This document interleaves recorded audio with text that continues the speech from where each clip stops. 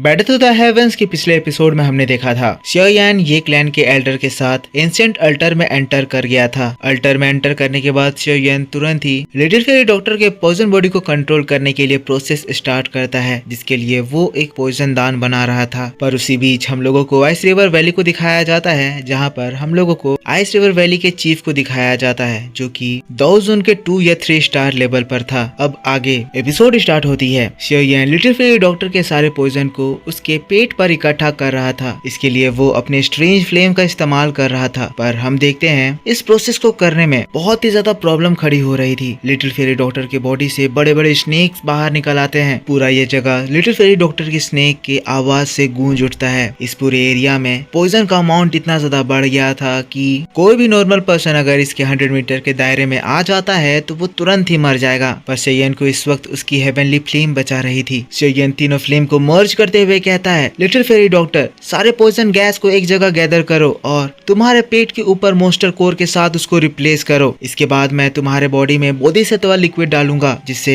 तुम उस powerful poison body से आजाद हो जाओगी। शियान ने इसको इतनी आसानी से कह दिया, पर यह प्रोसेस बहुत ही ज्यादा डिफिकल्ट होने वाला था। लिटिल फेरी डॉक्टर तब अपनी पूरी ताकत लगाकर पॉइजनस गैस को अपने पेट में गैदर करने लगती है, जिसके बाद जैसे ही पॉइजनस गैस स्कॉर्पियन बीस्ट के उस मॉन्स्टर कोर के साथ कांटेक्ट में आता है, लिटिल फेरी डॉक्टर की बॉडी बहुत ही जोर से ग्लो करने लगती है। शियान जब ये चीज देखता है, शियान के चेहरे पर एक मुस्कान आती है। मुस्कान इसीलिए क्योंकि अभी अभी वो मॉन्स्टर कोर लिटिल फेरी डॉक्टर के बॉडी में एंटर हो गया है। जिसके बाद तुरंत ही शियान के हाथों से एक बॉक्स बाहर निकलता है, जिसके अंदर बोधिसत्व बॉडी ट्रांसफॉर्मेशन सलाइवा था। शियान कहता है, लिटिल फेरी डॉक्टर, अगला स्टेप सबसे ज्यादा इम्पोर्टेंट होगा। जिसके बाद दोस्तों शियान अपनी ताकत लगाता है और फिर उसके हाथों के मुड़ते ही एक सक्शन फोर्स से बोधिसत्व ट्रांसफॉर्मेशन सलाइवा उसके हाथों में आ जाता है। शियान के इस सक्शन फोर्स से लिटिल फेरी डॉक्टर की बॉडी में जो ग्रीन फ्लेम तैर रहा था, उस ग्रीन फ्लेम से व्हाइट फ्लेम अलग हो जाता है। तुरंत ही वो व्हाइट फ्लेम शियान के हाथों में जो बोधिसत्व ट्रांसफॉर्मेशन सलाइवा है उसके साथ मिल जाता है। अब दोस्तों जैसे ही ये होता है, वहाँ पर धमाके होने लगते हैं। शियान के नीचे की जमीन फटने लगती है। ऐसा लग रहा था जैसे ये जो बोधिसत्व बॉडी ट्रांसफॉर्मेशन सलाइवा है वो शियान के हाथों से बच के भागना चाहता है, पर शियान ये करने नहीं देने वाला था। इस वक्त जो शियान कर रहा है उसको बोधिसत्व रिफाइनमेंट प्रोसेस कहा जाता है। अभी जो बोधिसत्व ट्रांसफॉर्मेशन सलाइवा जिस फॉर्म में है उसको डायरेक्टली लिटिल फेरी डॉक्टर के बॉडी में यूज नहीं करा जा सकता है, इसीलिए शियान व्हाइट फ्लेम का यूज करके उसको स्लाइटली रिफाइन कर रहा है। जो व्हाइट फ्लेम था वो बहुत ही तेजी से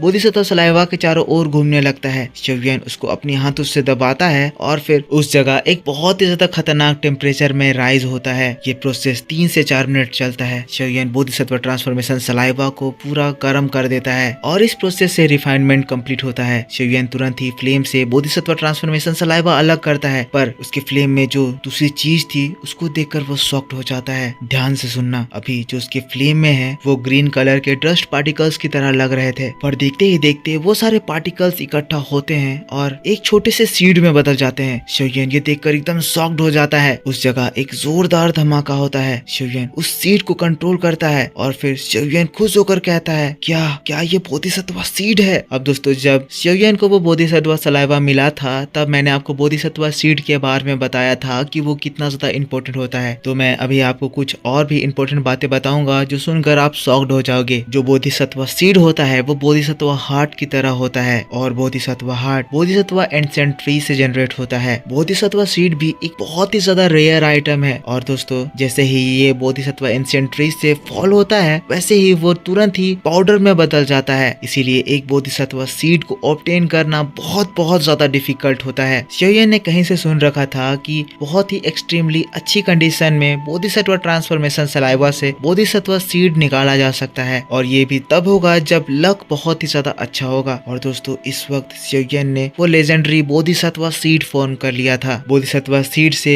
कोई भी पर्सन लेजेंडरी बोधिसत्व हार्ट को फील कर सकता है। शियान अपनी मुट्ठी को मोड़ता है, बहुत ज्यादा खुश हो जाता है क्योंकि ये जो बोधिसत्व सीड है वो एक एलाइट दाओजून के पावर को भी सरपास कर देता है। और बोधिसत्व सीड से जो बोधिसत्व हार्ट का फील होता है उससे एक पर्सन अपनी पावर को दाओशेंग लेवल तक बढ़ा सकता है। दाओशेंग लेवल समझ रहे हो? दाओशेंग दाओजून से भी एक लेवल ऊपर वाला लेवल है। और दोस्तों इसी वजह से ये आइटम के पीछे बड़े बड़े ताकतवर दाओजून लोग अपनी जान गंवाने को भी तैयार हैं, क्योंकि एक दाओशेंग लेवल पर पहुंचना इतना ज्यादा मुश्किल होता है कि रेयरली ही कोई पर्सन दाऊ सेंग लेवल पर एंटर कर पाता है। इसीलिए पूरी दुनिया में बहुत कम ही लोग हैं जो दाऊ सेंग लेवल पर हैं। अब शियोयन इन सारी बातों को जानता था, इसीलिए वो तुरंत ही बोधिसत्व लिक्विड को एक बॉक्स में केयरफुली बंद करके छुपा लेता है, क्योंकि अगर किसी को ये पता चल गया कि शियोयन के पास ऐसा रेयर आइटम है तो शियोयन उन पावरफुल लोगों से इसको बचा नहीं पाएगा। तो इतना ज्यादा खुश होने के बाद फिर शियोयन अपने आप को रिलैक्स करता है, एक लंबी सांस लेता है और अपने हाथों में वो रिफाइंड बोधिसत्व ट्रांसफॉर्मेशन सलाइवा को देखता है। अब तुरंत ही वो बोधिसत्व सलाइवा को एक साथ लिटिल फेरी डॉक्टर के पेट के पास भेज देता है और जैसे ही बोधिसत्व सलाइवा बॉडी से कांटेक्ट करता है, लिटिल फेरी डॉक्टर की बॉडी एक पावरफुल लाइफ एनर्जी से भर जाती है। कुछ ही सेकंड बीते थे कि बोधिसत्व सलाइवा लिटिल फेरी डॉक्टर के बॉडी के चारों ओर घूमने लगती है। अब बोधिसत्व सलाइवा लिटिल फेरी डॉक्टर के सारे नर्व्स में एंटर कर गया है और उस पॉइजन एयर से जो लिटिल फेरी डॉक्टर के बॉडी के कुछ पार्ट बहुत ज्यादा कमजोर हो गए थे, जहाँ से लाइफ एनर्जी चली गई थी, उस सब में फिर से लिटिल फेरी डॉक्टर का कंट्रोल आ जाता है और लाइफ एनर्जी बहुत ज्यादा भर जाती है। शियोयन खुश होकर कहता है अब अगला मूव हम लोगों को वोफल पॉइजन बॉडी के स्ट्रेंथ को खत्म करना है। जिसके बाद शियोयन जोर से चिल्लाता है, कहता है लिटिल फेरी डॉक्टर अपनी सारी दाउकी को सर्कुलेट करते हुए उसको पॉइजन गैस को सप्रेस करने में यूज करो, इससे तुम्हारे बॉडी में ही एक पॉइजन पिल का फॉर्मेशन होगा। अब लिटिल फेरी डॉक्टर जो कि लगातार स्ट्रगल कर रही थी और इस स्ट्रगल से अनकॉन्शियस हो गई थी, शियोयन की बात को सुनकर वो अलर्ट हो जाती है और जैसा शियोयन ने कहा था सेम वैसा ही करती है और लिटिल फेरी डॉक्टर के पॉइजनस गैस को सर्कुलेट करते ही उसकी बॉडी से तेज एनर्जी बाहर निकलने लगती है। पर दोस्तों बोधिसत्व ट्रांसफॉर्मेशन सलाइवा की वजह से ये चीज ज्यादा देर तक नहीं चलता है और लास्टली पॉइजनस गैस बाहर निकलने लगती है और जो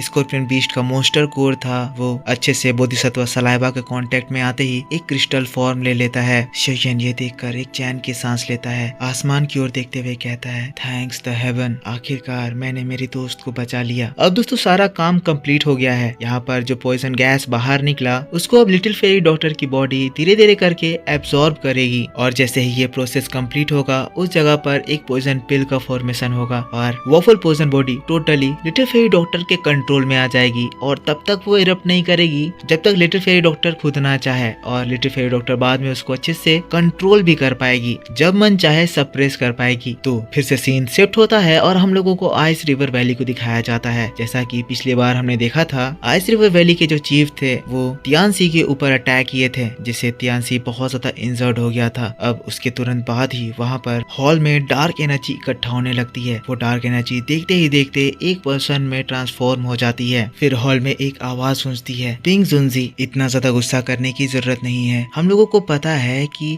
जिस ग्रुप ऑफ पर्सन की आप तलाश कर रहे हैं वो कहाँ है। तो दोस्तों इतना में तो आप समझ ही गए होंगे कि ये हॉल ऑफ सोल का पर्सन है। तो फिर आइस रिवर वैली का चीफ यानी कि बिंग जुनजी फिर कहता है, तो हॉल ऑफ सोल, आखिर हॉल ऑफ सोल मेरे आइस रिवर वैली में क्या कर रहा है। बिंग जुनजी की आवाज को सुनकर आइस रिवर वैली का पर्सन कहता है, उस ग्रुप में कोई है जिसको hall of soul personally target कर रहा है। बिंग जुनजी, हमारा मोटिव सेम है, इसीलिए हम लोगों को अपने हाथ मिला लेने चाहिए। बिंग जुनजी अपना राय दे, आप क्या सोचते हैं। बिंग जुनजी स्माइल करते हुए कहता है, वोवल पॉइजन बॉडी हमारे आइस रिवर वैली को बिलोंग करता है, बाकी चीजों से हम लोगों को मतलब नहीं है, तो इसीलिए अगर तुम चाहो तो उन्हें रख सकते हो। बिंग जुनजी की आवाज में एक बोल्डनेस थी जिससे हमें ये समझ में आता है कि हॉल ऑफ सोल के इस पर्सन के यहाँ पर होने से बिंग जुनजी को थोड़ा सा भी फर्क नहीं पड़ रहा है। मीन्स टू से बिंग जुनजी इस पर्सन से भी ज्यादा ताकतवर है। फिर वो हॉल ऑफ सोल का पर्सन स्माइल करते हुए कहता है, वाकई में बिंग जुनजी एक वर्दी दाउजुन है, आपके वॉइस में जो बोल्डनेस है वो ऑर्डिनरी पर्सन कभी भी मैच नहीं कर सकता है। होप करता हूँ हम लोगों का कोऑपरेशन ऐसे ही बना रहेगा। तो इधर आइस रिवर वैली में शियोयन को पकड़ने का प्लान हो रहा है, तो दूसरी ओर शियोयन के साथ एक बहुत ही ज्यादा पावरफुल एंटिटी आने वाली है। दिल थाम के बैठिए, अगले ही पल हम देखते हैं ये सिटी में एक बहुत ही ब्यूटीफुल वार्म होल क्रिएट होता है और वार्म होल से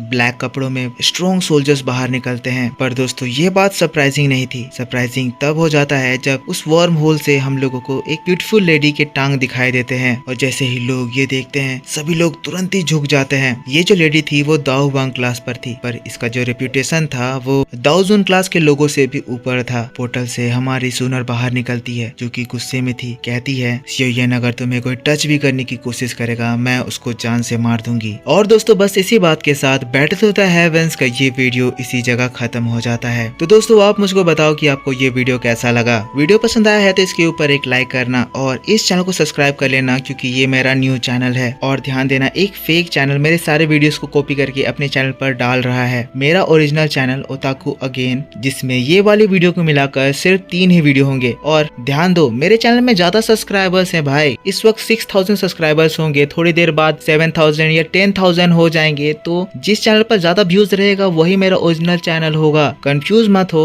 ओरिजिनल चैनल को पहचानो। ओरिजिनल चैनल में सिर्फ 3 ही वीडियो हैं। अगर दूसरे चैनल पर वीडियो देख रहे हो जिसमें 1000 या 2000 सब्सक्राइबर्स है, जिसमें व्यूज वगैरह नहीं है, तो वो एक फेक चैनल है। तब आप यूट्यूब में सर्च करना ओताकू अगेन और सही चैनल पर आना। तो आई होप आप समझ गए होंगे। मिलता हूँ मैं आपसे नेक्स्ट वीडियो में, तब तक के लिए take care, bye bye and thanks for watching.